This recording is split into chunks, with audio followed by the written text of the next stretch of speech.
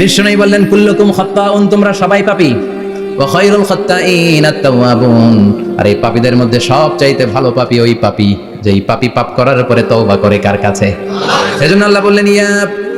আইয়ুহাল্লাযীনা আমানু তুবু ইলাল্লাহি তাওবাতান নাসুহা, তওবার মতো তওবা করো, কান্নার মতো কান্না করো, চোখের পানি এটা একটা খুব পাওয়ারফুল একটা জিনিস, এটা আপনার পাপকে ধুয়ে মুছে সাফ করে দেয়, আপনাকে নিষ্পাপ বানিয়ে দেয়, ঠিক কি না? এই বিশাল পাপের বোঝা নিয়ে,